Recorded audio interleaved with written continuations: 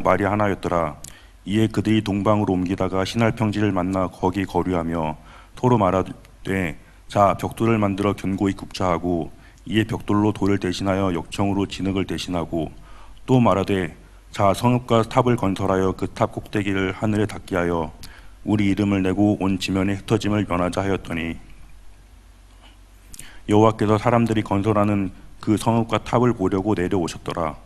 여호와께서 이르시되 이 무리가 한 족속이요 언어도 하나이므로 이같이 시작하였으니 이후로는 그 하고자 하는 일을 막을 수 없으리로다. 9절까지 읽었어야 되는데 제가 한번 여기에 6절밖에 안 나있어요. 제가 한번 읽겠습니다. 자 우리가 내려가서 거기서 그들의 언어를 혼잡하게 하여 그들이 서로 알아듣지 못하게 하자 하시고 여호와께서 거기서 그들을 온 지면에 흩으셨으므로 그들이 그 도시를 건설하기를 그쳤더라. 그러므로 그 이름을 바벨이라 하니 이는 여호와께서 거기서 온 땅의 언어를 혼잡하게 하셨음이니라. 여호와께서 거기서 그들의 온 땅 온 지면에 흩으셨더라. 아멘. 예, 우리 옆 사람과 한번 인사 나누겠습니다. 당신은 언약의 사람입니다. 예, 하나님 우리에게 언약을 주셨습니다. 또 이 언약을 또 반드시 또 이루어 가실 줄 믿습니다. 오늘 제목이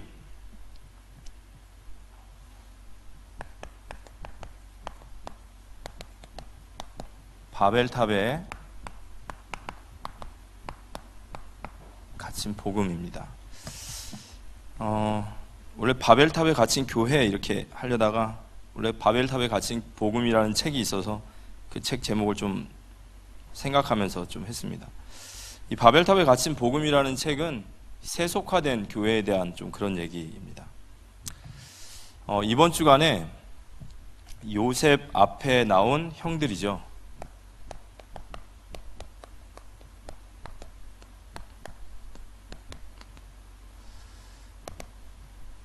이제 요셉이 22년 만에 응답을 받게 됩니다. 창세기 42장 5절에서 6절에 보면 형들이 요셉에게 이렇게 절을 하죠. 엎드려서. 요셉이 총리인 줄 모르고 요셉인지 아무것도 모르고 쌀 사러 왔다가 기근 때. 근데 9절에 보니까 요셉이 그 꿈을 생각하여 라는 말이 있어요. 그러니까 요셉이 여기서 지금 예전에 꿨던 그 꿈이 탁 열리는 거예요. 도대체 이게 무슨 꿈이었을까? 해와 달과 11별이 절을 하고 11볕단이 자신을 향해 절했던 모습을 그때는 몰랐어요. 이게 무슨 꿈인지를 몰랐어요. 그냥 하나님의 어떤 엄청난 계시라는 생각이 들지만 몰랐습니다. 그런데 형들이 그 앞에 엎드릴 때 그 꿈의 의미를 알게 된 거죠. 그래서 이 요셉의 형들이 엎드린 것은 그냥 단순히 기근의 때에 총리 앞에 엎드린 것이다 아니라 창세기 37장 1절에서 11절의 말씀의 성취죠. 근데 이 말씀의 성취의 과정이 얼마나 기구합니까? 뭐 노예로 갔다가 감옥으로 갔다가 정말 세상이 요셉을 다 죽이려고 하거든요. 근데 요셉이 거의 죽진 않아요. 계속해서 여호와께서 요셉과 함께 하심으로. 그러면 저희들이 이 말씀을 통해서 한 가지 붙잡아야 될 건 뭐냐면 하나님의 과거의 요셉에게는 꿈이지만 지금은 하나님이 꿈으로 역사하지 않으시고 완전하신 말씀으로 역사하시기 때문에 하나님의 말씀은 반드시 성취된다. 믿으십니까? 하나님의 말씀은 반드시 성취되어지는 거예요. 그래서 우리는 말씀을 따라가야 되는 거예요. 그러니까 우리 인생의 말씀을 따라간다는 것은 정말 우리가 따라가야 될 유일한 거예요. 이 사람들이 이제 도대체 인간이 뭐고 세상이 뭘까 막 이런 것들을 연구하고 생각하는 게 철학이죠. 이 철학에는 여러 가지가 있지만 그 중에 특별히 가치론, 가치에 대한 얘기를 많이 해요. 이 가치는 굉장히 중요하죠. 무엇이 가치 있는가? 그래서 이 가치에 대한 이야기를 이 사전적으로 보면 가치란 뭐냐면 어떤 것이 옳은 것인가? 과연 옳은 게 뭐냐? 우리가 옳은 것을 따라가야 될 텐데 우리 세상에 옳은 걸 따라가야 되잖아요. 옳은 게 뭐냐? 또 하나는 우리가 진짜로 행복할 수 있는 상태가 어떤 상태이냐? 이게 가치예요. 근데 이 가치론에는 세상에 많은 이론이 있어요. 뭐 인식, 어떤 이성적인 가치론도 있어요. 이성, 의미가 중요한 거야. 어떤 사람들은 또뭐 물질적인 것도 있고요. 아니면 실용적인 것도 있어요. 근데 요즘의 대세는 이 포스트 모더니즘. 그러니까 가치라는 것은 어떤 딱 정해진 게 아니라 우리가 좋으면 좋은 거야. 이게 지금 이 시대의 사조예요. 이 시대의 정신이에요. 그러면 우리 그리스도인이라는 말은 예수님을 따르는 자들이에요. 그리스도인은 과연 어떤 가치관을 가지고 살아야 될까요? 이게 굉장히 중요하죠. 우리가 이 땅에 예수 믿는 자로서 그리스도인으로 살아가는데 우리가 이 가치관이 없다면 우리는 도대체 뭘 보고 무엇이 옳은 줄 알고 무엇이 우리를 진정으로 행복하게 만드는, 그런 게 없다면 이게 신자가 아닌 거예요. 우리가 뭘 따라가야 될까요? 포스트 모더니즘을 따라가야 될까요? 아니면 그냥 실용주의가 좋으니까 그거 따라가야 될까요? 그래서 그리스도인의 가치관이라고 말을 할 때는 두 가지입니다. 하나는 우리에게 있어서 최고의 가치는 하나님이세요. 아멘? 그리고 그 하나님의 뜻, 이게 우리의 가치예요. 그래서 우리에게 가치가 뭐냐? 우리에게 최고의 가치가 뭐냐? 하나님. 그분이 절대 선이시고 절대 가치시니까. 그래서 그분의 뜻이 우리에게는 최고의 가치관인 줄 믿으시기 바랍니다. 이게 우리에게 올바른 삶이고 이게 우리에게 행복할 수 있는 상태다. 그래서 그리스도인의 가치관, 그리스도인이라면 내가 올바른 가치관을 가져간다면은 누구나 그 인생의 기준은 딱 하나밖에 없는 거예요. 그게 바로 말씀이에요. 하나님의 말씀. 그래서요, 여러분 그 믿음은 뭐냐면요. 믿음은 가치관이에요. 나의 가치관이 곧 믿음입니다. 왜냐하면 그 가치관에 따라서 그 사람은 삶의 지향점이 나와요. 모든 인생의 선택이 나와요. 내가 내 인생의 가치가 성경에서 말하는 하나님과 하나님 뜻이라면 말씀을 따라가는 것이 그게 올바른 삶이겠죠. 그래서 요한복음 17장 4절에 보면 예수님은 이 땅에서 아버지의 영광을 위해서만 사셨어요. 그 가치를 알고. 그래서 요한복음 17장 4절에 보면 자막 안 나오겠죠? 한번 요한복음 17장 4절. 아버지께서 내게 하라고 주신 일을 내가 이루어 아버지를 이 세상에서 영화롭게 하였사오니. 예수님이 하나님의 영광을 위하여 사셨는데 그 영광을 위해 사는 것은 아버지께서 내게 하라고 주신 일을 내가 이루음으로 이 땅에서 아버지의 영광을 드러내셨다. 어렵지 않죠? 어렵지 않습니다. 우리가 이 땅을 살아가면서 우리는 어디에 가치관을 두고 살아야 되냐? 바로 하나님과 하나님의 뜻인 말씀이다. 그 말씀을 우리는 잘 읽고 잘 우리에게 해석하고, 엉뚱하게 해석하면 안 되니까요. 잘 해석해서 그 말씀을 따라가고 그 말씀을 이루는 것이 우리의 진정한 그리스도의 삶인 줄 믿으시기 바랍니다. 그런데 성경을 보니까 그리스도인의 두 정체성이 있어요. 그리스도인이라고 말을 할 때 도대체 그리스도인의 정체성이 뭐냐라고 하면 출애굽기 19장 5절 6절에 나와 있습니다. 제가 한번 읽어보면요. 세계가 다 내게 속하였나니, 이 말은 모든 세계가 하나님의 것이에요. 그런데 너희가 내 말을 잘 듣고 내 언약을 지키면 너희는 모든 민족 중에 내 소유가 되겠고, 그러니까 하나님의 백성은 그 많은 모든 것이 하나님의 것인데 그 중에 소유가 하나님의 백성입니다. 그런데 이 하나님의 소유의 두 가지 정체성은 이렇게 되어 있어요. 너희가 내게 대하여 제사장 나라가 되며 거룩한 백성이 되리라. 아멘. 자, 우리의 정체성이 두 가지랍니다. 하나는 거룩한 백성, 또 하나는 제사장 나라. 자, 거룩한 백성이라는 말은 구별됐다라는 뜻이에요. 구별됨. 그러니까 우리는 이 땅에 살면서도 구별된 자들이죠. 왜 구별됐죠? 우리는 예수를 나의 주라, 나의 왕으로 시인하는 사람들이에요. 맞습니까? 이 로마의 예전에 로마 황제 때에 그들의 인사가 그랬대요. 이게 로드라는 말이 주인이라는 뜻이잖아요. 나의 주인. 그들의 인사는 그랬습니다. 가이사라가 우리의 주인이십니다. 그럼 그 사람도 손을 딱 맞습니다. 가이사라가 주인이십니다. 로마 황제 가이사라요. 그러니까 로마 모든 시내 사람들이 전부 다 그 소리라고 해요. 가이사가 우리의 주인이십니다. 가이사가 나의 주인이십니다. 근데 그 많은 사람 중에 별종이 하나 있는 거예요.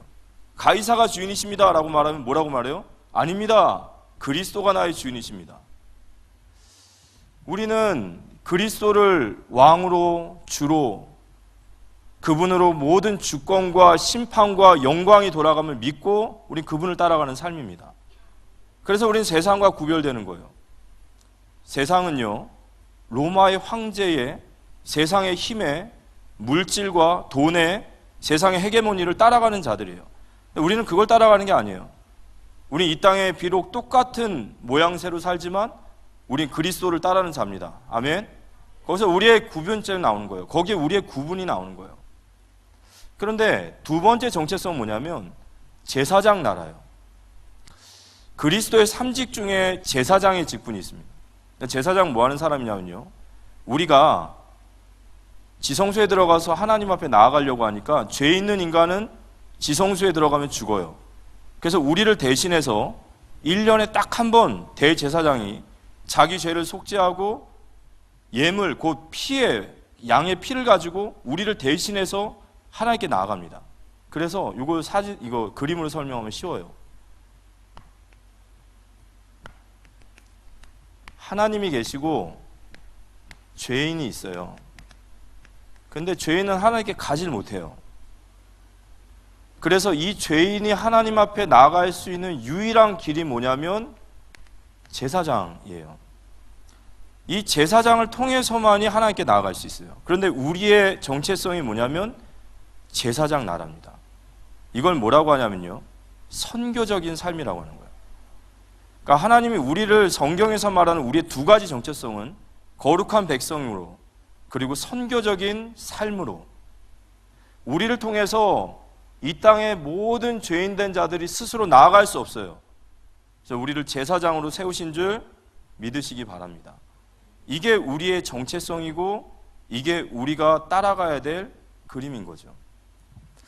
그래서 마태복음 5장 13절에서 15절에 예수님은 우리를 빛과 소금으로 비유하셔서 정말 우리의 빛이 모든 마을에 비치게 하라, 우리의 착한 행실을 통하여 하늘에 계신 아버지께 영광 돌리게 하라 말씀드렸고요.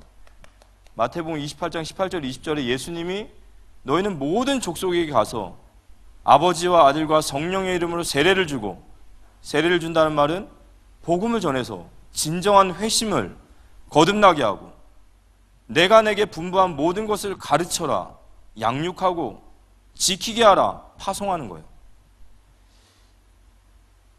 이게 주님이 우리에게 약속하신, 바로 우리에게 명하신 아버지 말씀입니다. 그러면 이 말씀에 순종하는 그리스도인의 소망과 힘이라고 한다면요, 마태복음 28장 20절에 내가 세상 끝날 날까지 너희와 항상 함께 있으리라 하셨어요.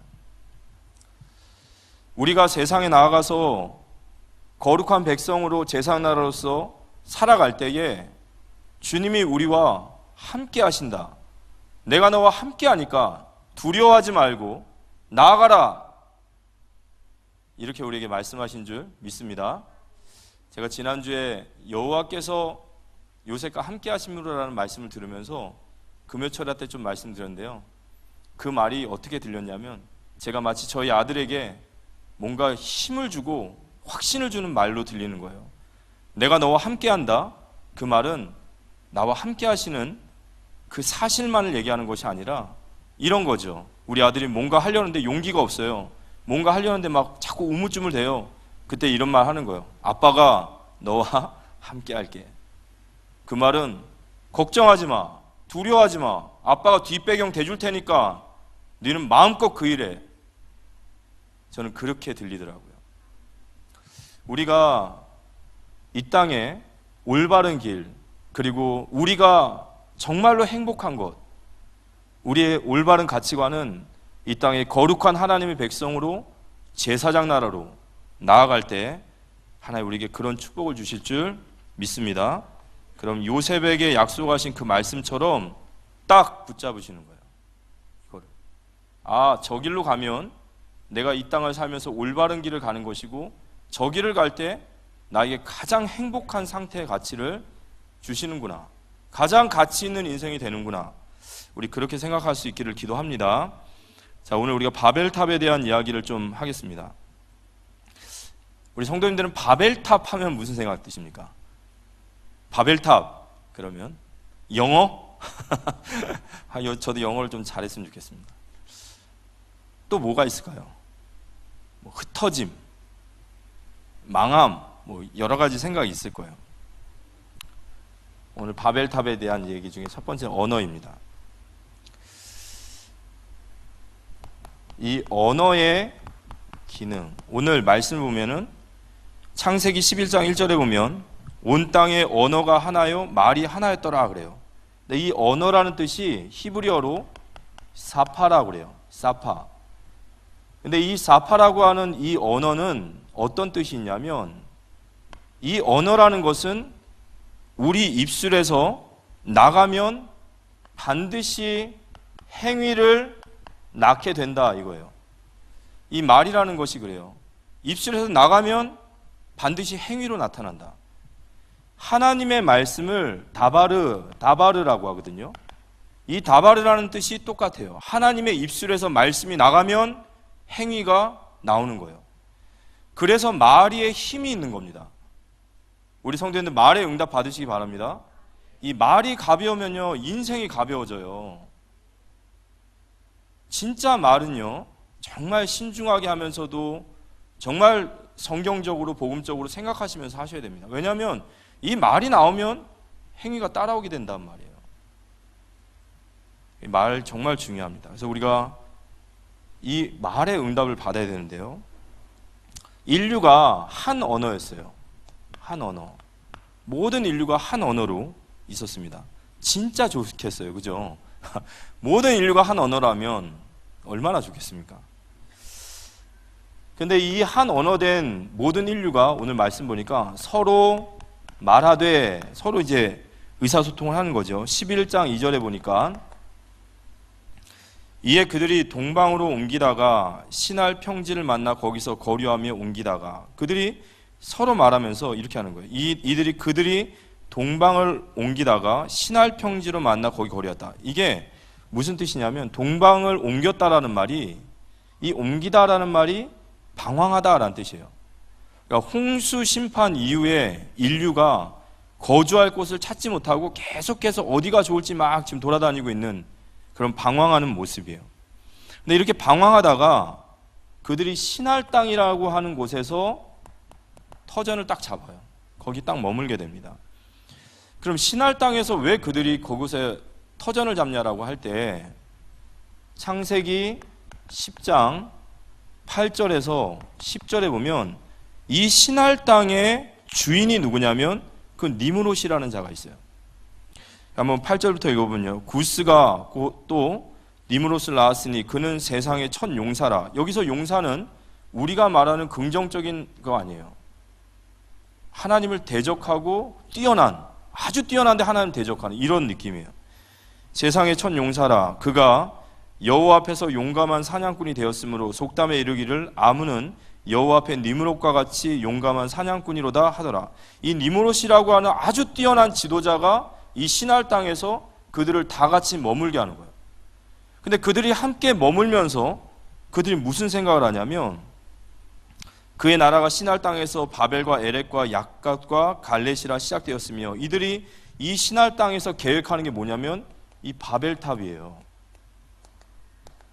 그래서 이 니므롯이라고 하는 이 사람이 나중에 이 바벨론의 신을 보면 무로닥이라는 신이 있어요. 바벨론의 신인 무로닥인데, 이 무로닥이라는 말이 니므롯에서 파송돼요. 이 사람은 굉장히 뛰어난 사람이고 뭐 세상의 영웅 같은 사람. 그래서 사람들이 온 인류가 거기 다 모였어요. 그 지도력에. 근데 그들이 모여서 하는 짓이 바벨탑을 쌓는다는 거예요. 이게 사단의 하수죠. 이게 사단의 하수 역할을 하는 거예요. 지금 그들이 그곳에 모였습니다. 게다가 3절에 보니까 이들이 얘기합니다. 뭐라 얘기하냐면 서로 말하되 벽돌을 만들어 견고히 굽자 하고 이에 벽돌로 돌을 대신하며 역청으로 진흙을 대신하고, 그리고선 그들이 성읍과 탑을 쌓아, 이제 바벨탑을 쌓습니다. 그런데 이들의 문명을 보니까 흙을 가지고 탑을 쌓는 게 아니라 벽돌로 탑을 쌓고요, 그 벽돌을 계속 쌓을 수 있도록 역청을 바르기 시작해요. 문명이죠. 그런데 여러분, 이 역청이라는 단어 들으면은 이 역청하면 딱 생각나는 게 혹시 있을까요? 예? 예? 그렇죠. 모세와 또 하나 또 방주. 예, 맞아요. 모세와 방주는 같은 말이에요. 그 역청을 바르라고 누가 알려주셨죠? 하나님이. 그러니까 하나님께서 방주는 인류를 구원하시기 위한 하나님의 생명과 보존이에요. 하나님이 그들에게 주신 은혜인데 그 은혜를 가지고 그들은 뭘 하냐? 하나님께 패역의 역사를 만드는 거예요. 하나님 앞에 거역하고 하나님 앞에 반역하고 하나님께 반기를 드는 거예요. 이게 인간의 죄성이 그래요. 인간의 죄라는 것이 무서운 것은 어떤 것이든지 인간만 통과하면 무조건 하나님을 대적하는 문화를 만들어요.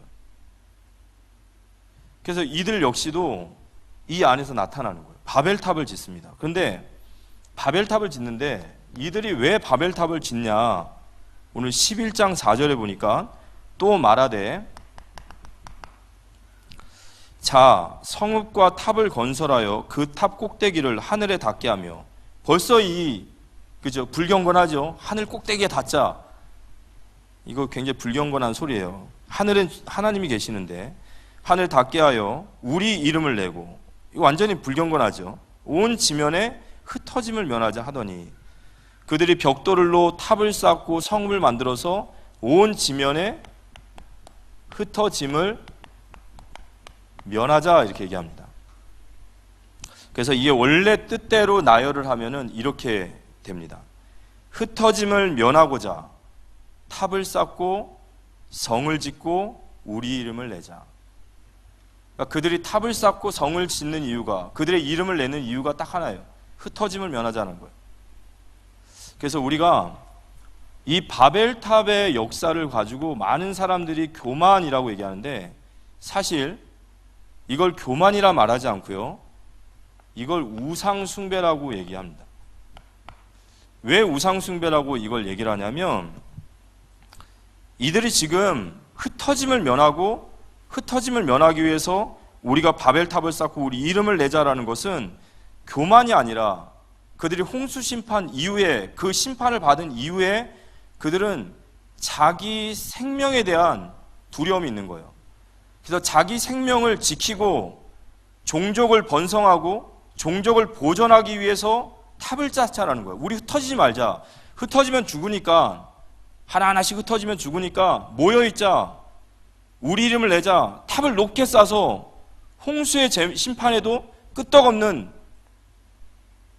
그래서 그들이 흩어짐을 면하기 위해서 자기 생명을 보호하고 자기 종족을 보존하고 자기 종족을 번성하기 위해서 나름대로 고안해낸 방식이 바벨탑이에요. 그래서 바벨탑을 교만이라 말하지 않고 자기 종교와 자기 우상화라고 하는 우상이라고 말하는 겁니다. 자기를 위하여 탑을 쌓는 거예요. 자기 생명을 보호하고 종족을 보존하고 번성하기 위해서. 그래서 성을 쌓자라는 겁니다.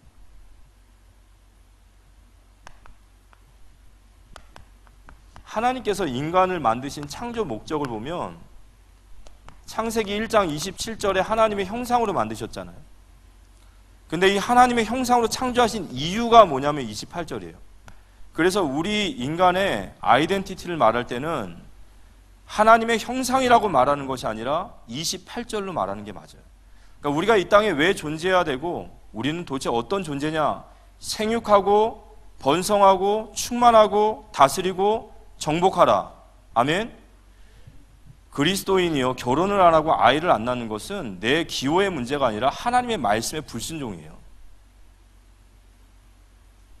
네, 어쨌든 하나님께서 그들에게 창조하신 이유가 뭐냐? 생육하고 번성하고 충만하여서 땅을 정복하고 다스리라는 거예요. 그런데 이 말씀 속에 충만이라는 단어가 뭐냐면 흩어지다라는 뜻이란 말이에요. 생육하고 번성하고 충만하라. 언약의 백성들, 언약의 자손들을 많이 낳아서 그들을 온 땅으로 흩어지게 만들어서 하나님의 복음의 문화를 가지고 세상의 문화를 만들어라. 이게 문화 명령이에요. 그래서 충만이라는 말은 흩어지다라는 말이에요. 그래서 창세기 1장 27절부터 선교적 명령이 들어와 있는 거예요. 거룩한 백성으로 선교적인 삶이라는 말이 여기서 나오는 거예요. 선교적 명령. 그런데 이 창세기 1장 28절의 선교적 명령이, 하나님의 명령이 언제 깨지냐면요, 창세기 3장에 깨지죠. 이 언약이 깨져버려요. 그리고 나서요, 인간이 죄인이 돼버리죠. 죄된 인간은 그때부터 뭘 하냐면요, 도시를 건설하고 성읍을 쌓고 거기서 온갖 악기나 악은 하나님의 대적하는 일을 계속 만들어요. 그래서 하나님께서 창세기 9장부터 노아의 홍수를 일으켜가지고 홍수로 다 쓸어버리는 거예요. 그리고 하나님이 노아에게 방주를 지어라 하시고 나서 노아가 방주를 짓고 남은 인류를 5명이죠. 그 5명과 함께 인류가 다시 시작될 때 하나님께서 창세기 9장 1절에 언약을 다시 세우세요. 창세기 9장 1절의 말씀을 보면 이런 말씀 하시는 거예요. 하나님이 노아와 그 아들들에게 복을 주시며 그들에게 이르시되 생육하고 번성하여 땅에 충만하라. 창세기 1장 28절에 언약을 다시 그들에게 명령하시는 겁니다. 다시 그들에게 명령하시는 거예요. 그런데 오늘 이들이, 우리가 함께 모여서 성을 쌓고 탑을 짓고 무엇을 위하여 그렇게 한다고 그랬죠? 흩어짐을 면하자. 하나님의 언약적 명령, 하나님이 거듭해서 말씀하신 언약적 명령을 그들은 대적하는 거예요. 하나님은 흩어지라 하시는데 그들은 뭐라고 한다고요? 흩어짐을 면하자. 왜 흩어짐을 면해야 될까요? 나의 생명과 내 자손의 보존과 내 자손의 번성을 위해서 우리는 흩어지면 안 되는 거예요. 그런데 하나님은 흩어지라 말하는 거예요. 그래서 이 창세기 11장이 누구를 위하여 탑을 쌓는 거죠? 자기 자신을 위해서입니다. 자기 종교, 자기 우상화. 그래서 바벨탑을 우상숭배라고 하는 겁니다. 흩어짐을 면하기 위해 탑을 쌓는 거예요. 이게 하나님에 대한 명령의 거역이고 도전이고 반역의 역사입니다. 흩어짐을 면하자. 그런데요, 창세기 9장 11절에서 17절에 보면 이 무지개 언약이 나와요. 우리 같이 한번 읽어보겠습니다. 창세기 9장 11절 17절 한번 읽어보겠습니다. 내가 너희와 언약을 세우리니 다시는 모든 생물을 홍수로 멸하지 아니할 것이라. 땅을 멸할 홍수가 다시 있지 아니하리라. 하나님이 이르시되 내가 나와 너희와 및 너희와 함께하는 모든 생물 사이에 대대로 영원히 세우는 언약의 증거는 이것이니라.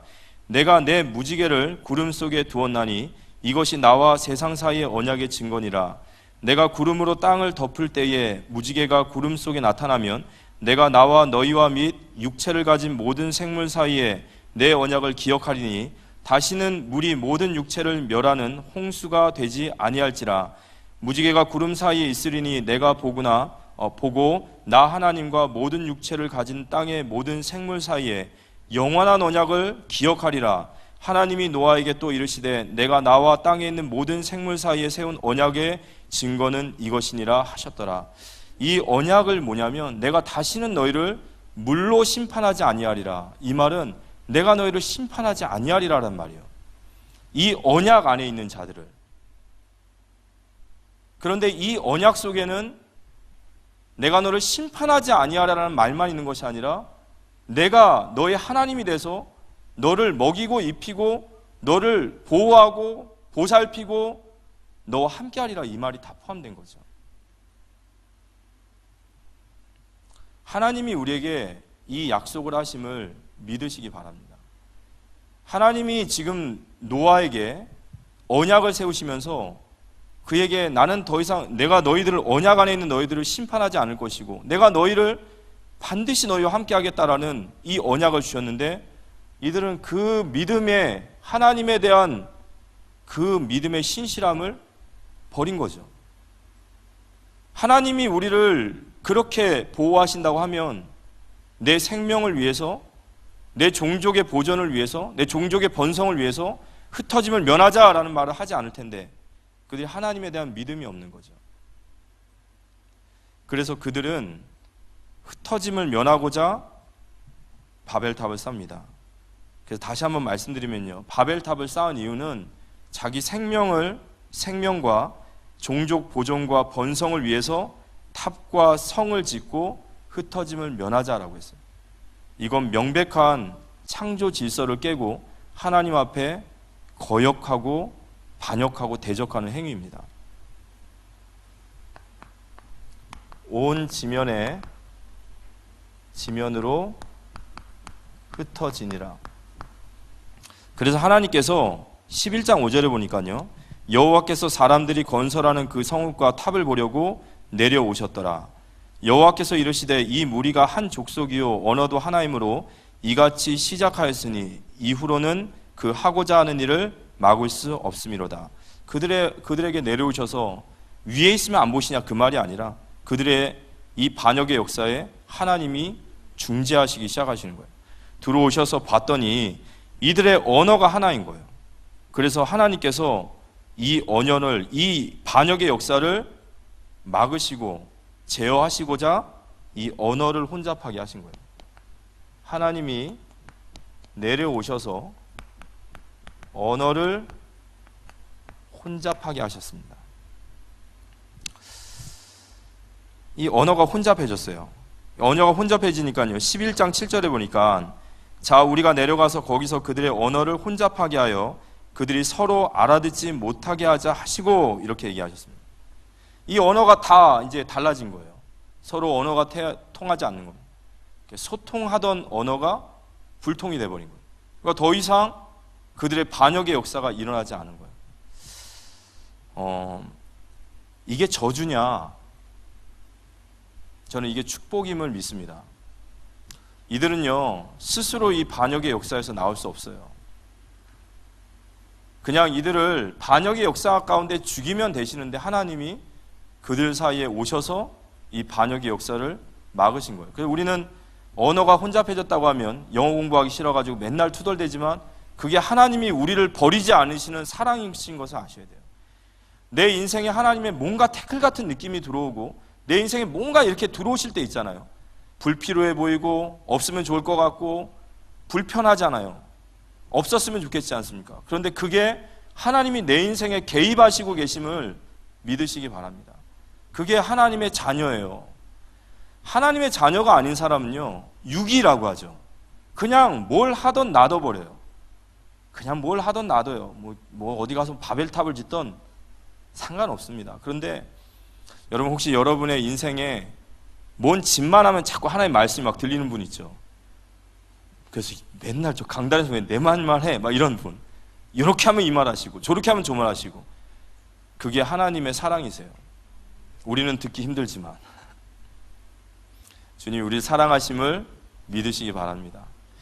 포기하지 않으시는 거죠. 그런데 언어가 혼잡해지니까 소통이 불통되어져요. 여러분 이게 영적으로도 들어야 돼요. 한국말을 하는데 말이 안 통해. 그럼 골치 아픈 거예요. 특별히 이 언어의 혼잡은요, 제가 봤을 때는 영적인 혼잡이에요. 영적인 이야기를 하는데 소통이 안 돼요. 하나님 나라에 대한 이야기를 하고 복음에 대한 얘기를 하고 믿음을 얘기하고 가치를 얘기하고 우리의 상을 얘기하는데 이 통하질 않아요. 이 영적인 혼돈, 영적인 불통이 와버리면 이 가족도 안 돼요. 친구도 안 돼요. 이 부부도 안 됩니다. 불통되는 거예요. 그러니까 그들이 반역의 역사를 더 이상 일으킬 수가 없는 거예요. 그리고 하나님께서 이 언어를 혼잡하게 하시고 나서 뭘 하셨냐면 그들을 온 지면에 흩으셨어요. 그들을 온 지면에 흩으셨습니다. 그래서 오늘 창세기 11장 8절에서 9절의 말씀 보니까 여호와께서 거기서 그들을 온 지면에 흩으셨으므로 그들이 그 도시를 건설하기를 그쳤더라. 그러므로 그 이름을 바벨이라 하니 이는 여호와께서 거기서 온 땅의 언어를 혼잡하게 하셨음이니라. 여호와께서 거기서 그들을 온 지면에 흩으셨더라. 하나님이 언어를 혼잡하게 하시면서 두 가지 일을 하셨어요. 하나는 그들의 반역의 역사를 막으셨고 또 하나는 그들을 온 사망의 지명에 흩어지게 하셨어요. 그 말은 하나님의 명령을 하나님이 회복시키신 거예요. 이게 얼마나 큰 은혜인 줄 깨달을 수 있는 은혜가 임하길 기도합니다. 우리가 복음을 받은 것이요, 그게 하나님이 포기하지 않으시는 이 선교의 열정과 이 생명에 대한 열정이 하나님이 포기하지 않으셔서 그래요. 그래서 오늘 우리까지 온 겁니다. 그래서 하나님께서 어떻게 보면 무너졌던 이 교회와 이 선교의 명령을 하나님이 다시 회복시키셨어요. 마태복음 28장 18절에 20절, 예수님이 너희는 가서 모든 민족에게 가서 그들에게 복음을 전하고 그들을 양육하고 그들이 또 다른 선교적 제자로 설 수 있도록 파송하라. 이걸 주님이 우리에게 주신 지상 명령이심을 믿고 받으시기 바랍니다. 이걸 받아야 되는 거예요. 이게 바로 하나님이 우리를 창조하신 목적이시고 우리의 왕 되신 주님이 우리에게 명령하신 겁니다. 그런데 이 바벨탑의 저주가 무너지는 역사가 일어나죠. 이 바벨의 역사가 무너지고 하나님의 창조 목적인 저 흩어지라는 명령이 회복되어진 역사가 일어나요. 이 회복의 역사가 언제 일어나냐면요, 사도행전 2장 1절에서 11절이에요. 우리 성경 한번 보겠습니다. 사도행전 2장 1절에서 11절 말씀. 이 바벨탑의 저주가 무너지는 현장입니다. 같이 한번 읽어보겠습니다. 1절부터 11절까지입니다. 오순절날이 이미 이름에 그들이 다 같이 한 곳에 모였더니 호련히 하늘로부터 급하고 강한 바람 같은 소리가 있어 그들이 앉은 온 집에 가득하며 마치 불의 혀처럼 갈라지는 것들이 그들에게 보여 각 사람 위에 하나씩 임하여 있더니 그들이 다 성령의 충만함을 받고 성령이 말하게 하심을 따라 다른 언어들로 말하기를 시작하니라. 그때 경건한 유대인들이 천하 각국으로부터 와서 예루살렘에 머물러 있더니 이 소리가 나매 큰 무리가 모여 각각 자기의 방언으로 제자들이 말하는 것을 듣고 다 놀라 신기하여 여겨 이르되 보라, 이 말하는 사람들이 다 갈릴리 사람이 아니냐. 우리가 우리 각 사람이 난 곳 방언으로 듣게 되는 것이 어찌 됨이냐.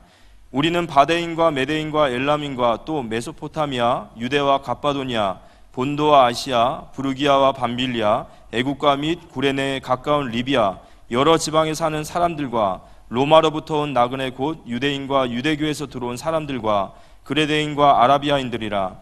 우리가 다 우리의 각 언어로 하나님의 큰 일을 말함을 듣는도다 하고. 오늘 사도행전 2장 1절에서 11절에 오늘 2장 1절에서 4절 사이에 오순절에 성령이 임하실 때 이 땅에 교회가 탄생이 돼요. 교회가 탄생이 됩니다. 그런데 그 교회가 탄생이 될 때 그 교회의 모습이 뭐냐면 그들이 한 곳에 모였더니라고 해요. 소통의 역사가 일어나요.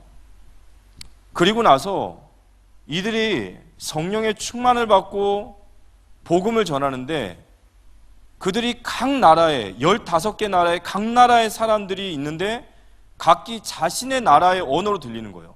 제가 한국말로 하는데 아프리카 사람 말로 듣고 저 유럽 사람 말 듣고 영어는 영어로 듣고 중국어로 듣고 그래서 여기서 보면 난곳 방언이라고 하죠.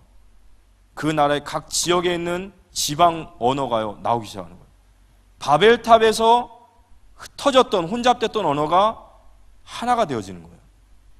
그런데 그 언어의 소통이 되어지고 나서 그들이 뭐라고 하죠? 그들이 하나님의 큰 일을 말하도다 그랬어요.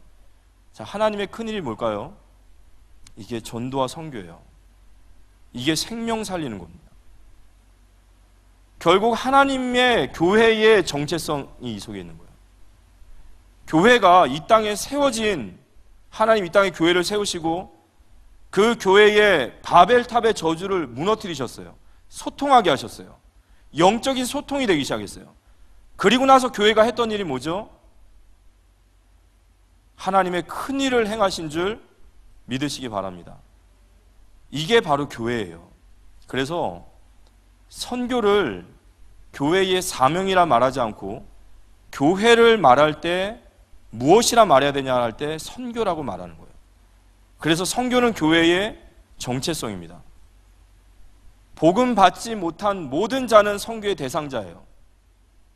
전도와 선교가 바로 교회의 사명이며 교회의 절대 명령임을 우리가 다시 한번 좀 마음에 담는 시간 되었으면 좋겠습니다. 자, 오늘 결론적으로 말씀을 나누면서 오늘 제목이 바벨탑에 갇힌 복음 그랬어요. 바벨탑은 뭐라고 그랬죠? 흩어짐을 면하기 위해 탑을 쌓자. 복음이 바벨탑에 갇혀 있다. 바벨탑에 갇힌 교회. 교회가 바벨탑에 갇혀 있다. 바벨탑을 쌓는 이유는 흩어짐을 면하기 위하여 탑을 쌓자입니다. 그래서 저와 여러분이 반드시 기억해야 될 것은 여러분 죄는요 불법과 불의라는 말이 있어요. 불법이라는 말은 하나님의 말씀은요 법이고 명령이시기 때문에 이걸 지키지 않는 것을 죄라고 해요. 불의라는 것은 악한 마음을 가지고 의도적으로 그것을 행하지 않는 걸 말해요. 그러니까 우리가 하나님의 말씀을 우리가 따라가지 않을 때는 우리의 의지가 발동되는 거죠. 우리는 우리 스스로가 그 말씀을 따라가지 않는 거예요. 그래서 저와 여러분이 반드시 기억해야 될 것은요,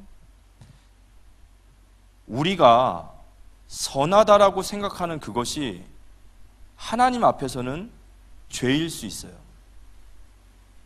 우리는 이게 우리에게 유익이 된다 생각하고 이게 우리에게 반드시 유익을 줄 거라 생각하고 우리가 이렇게 가는 게 맞다고 생각하는데, 그런데 그게 오늘 바벨탑을 쌓은 사람들과 같이 하나님과 정반대로 갈 수도 있단 말이에요.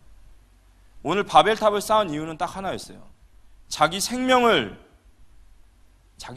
위해서, 자기 자녀들의 보존과 번성을 위해서 그들이 그 방식을 택했는데 그게 흩어짐을 면하자였습니다. 그렇다면 흩어짐을 면하자 그랬죠.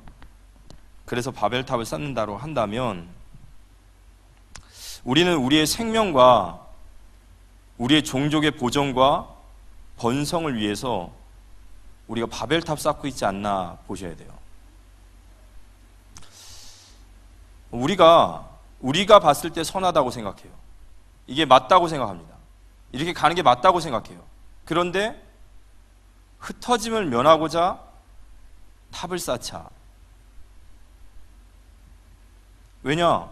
내가 살아야 되잖아요. 내가 일단 살아야죠. 그죠? 우리 후대들이 살아야 되잖아요. 우리 후대들이 번성해야 되잖아요. 결국 흩어짐을 면해야 되는 거예요.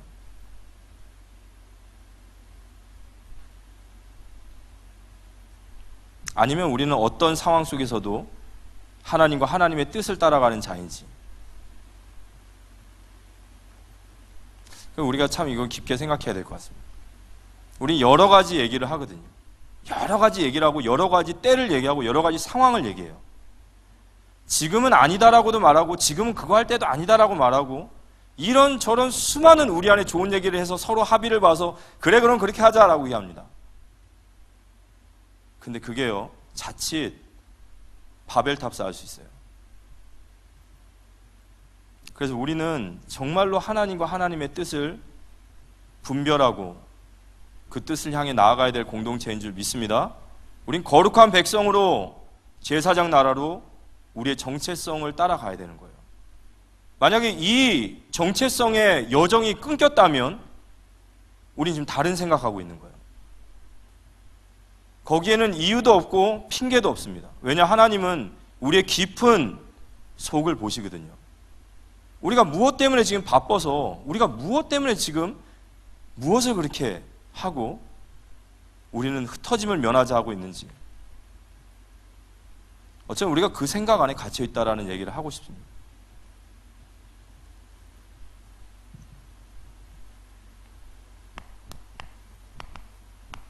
오늘 회복의 역사가 바로 사도행전 2장 1절에서 11절이에요.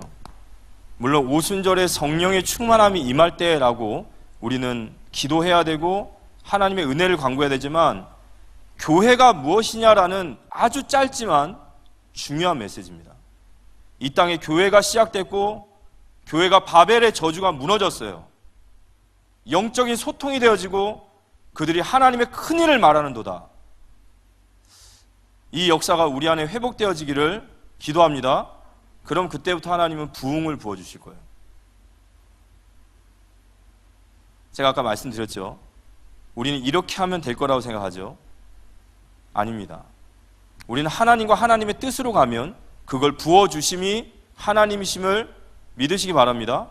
진짜 우리 후대들을 살리고 내 가정을 살리고 교회를 살리고 이 땅을 살리는 것은 우리의 뜻과 우리의 마음의 옳고 그름이 아니에요. 정확한 가치관이 있어야 됩니다. 내가 니무롯이 되면 안 되겠죠. 내가 니무롯과 같은 지도자가 돼서 온 하나님의 공동체를 흩어짐을 면하자라고 말한다면 그건 진짜로 안 되는 거예요. 근데 우리가 이 회복의 역사로 나아갈 때 담대하셔도 돼요. 왜냐하면 오늘 창세기 마지막으로 11장 9절의 말씀을 보면, 그러므로 그 이름을 바벨이라 하니 이는 여호와께서 거기서 온 땅의 언어를 혼잡하게 하셨으니라. 여호와께서 거기서 그들을 온 지면으로 흩으셨음이라. 여기 주어가 누구시죠? 여호와께서 흩으신 거예요.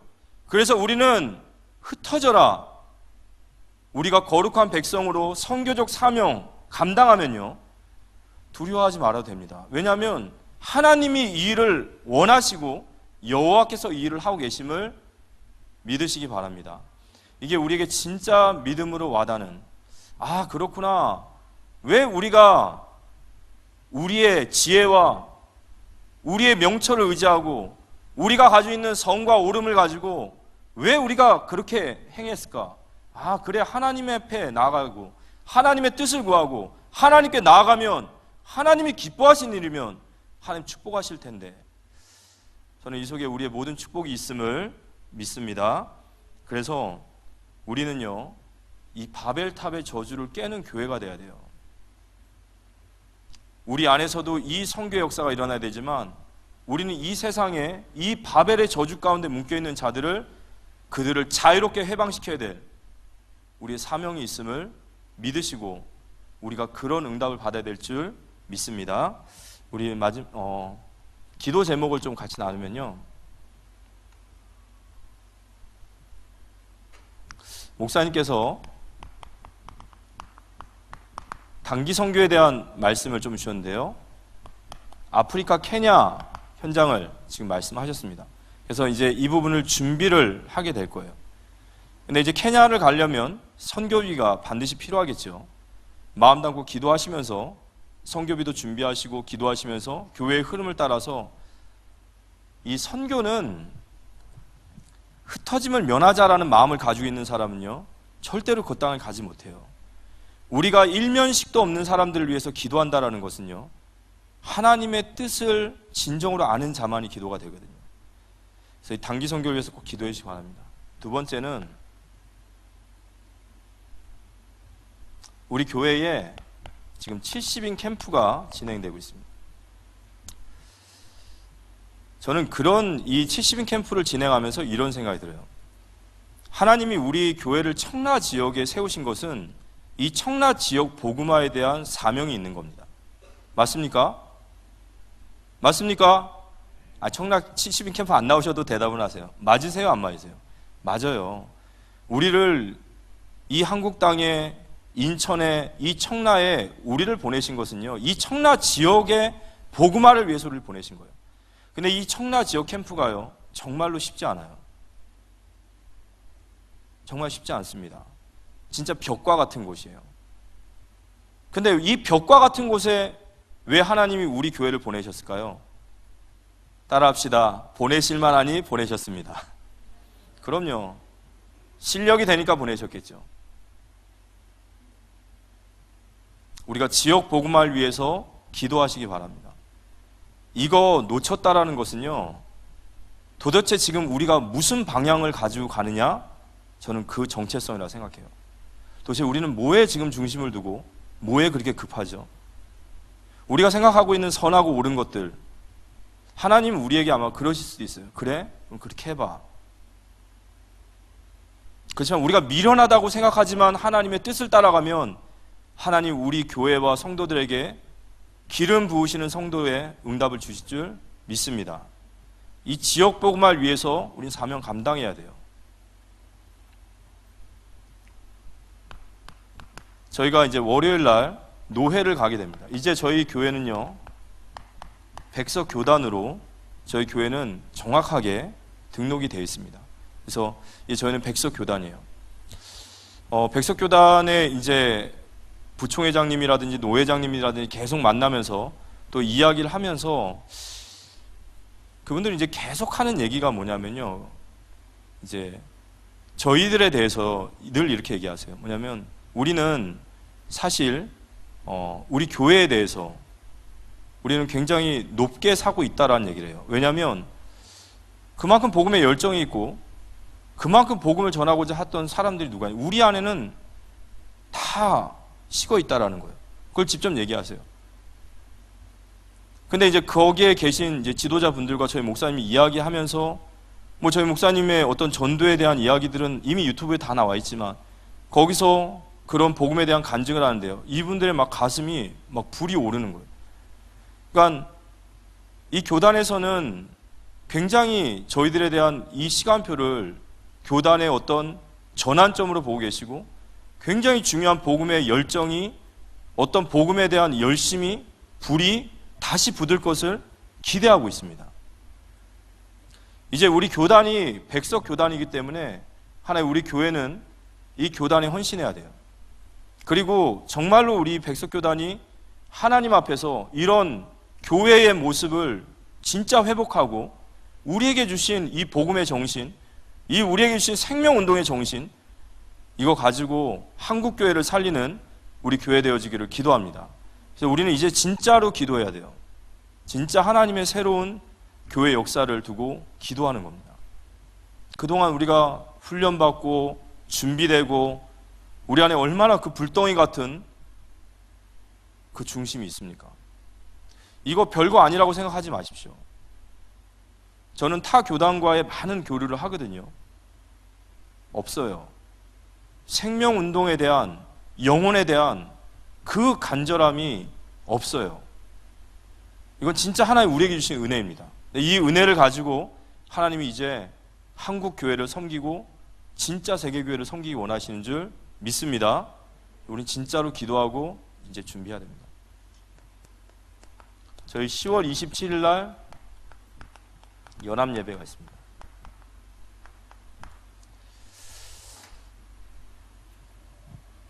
제가 아까 우리 대학부에서도 좀 이야기를 전달을 했습니다.